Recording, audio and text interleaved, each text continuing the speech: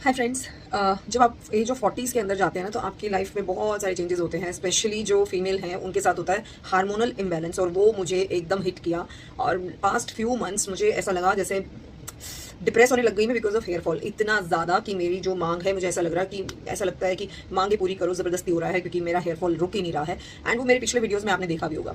फिर मैंने कुछ अपने लिए रिसर्च शुरू करी तो उसमें आई फाउंड कि कुछ products I can have it, और मैं कोई भी केमिकल नहीं ले सकती थी क्योंकि मेरा अभी भी रिसेंटली डिलीवरी हुई है, तो अब मैं फीड भी कर रही हूँ और मुझे ये बहुत ज़्यादा प्रॉब्लम हो रही थी। तो मैंने सर्च किया एंड आई फाउंड कि बेसिक चीज़ें क्या क्या है, जैसे बायोटिन है, नेचुरली कैसे लेंगे, और एक आपका होता है DHT कुछ ब्लॉकर होता है जो आपको न्यूट्रिएंट्स ज़रूरी होते हैं।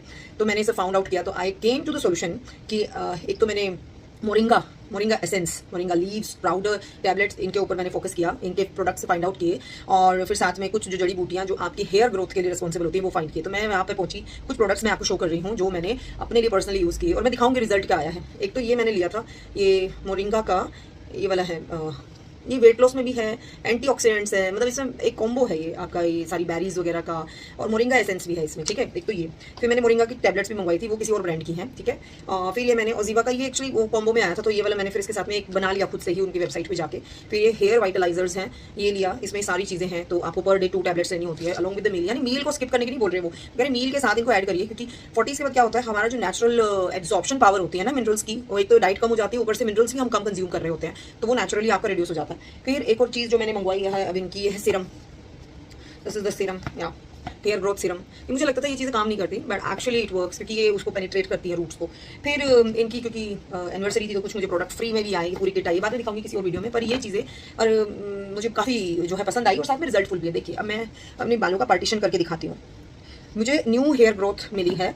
अब अगर मैं इसको ऐसे करूं और ऐसे देखेंगे तो कुछ मेरे बाल यहाँ पे खड़े हुए दिखेंगे, ये सारे के सारे न्यू हेयर्स हैं यहाँ पे। इस साइड में आई डोंट नो अब ये आ रहे या नहीं आ रहे कैमरा पे, पर ये मैं नेचुरली रियल में तो देख पा रही हूँ। मैं इस तरफ का भी पार्टीशन करूंगी, प्रेस करूंगी हेयर, तो जो छोटे बाल है ना वो खड़े रह जाते हैं, वो क्योंकि बहुत छोटे हैं।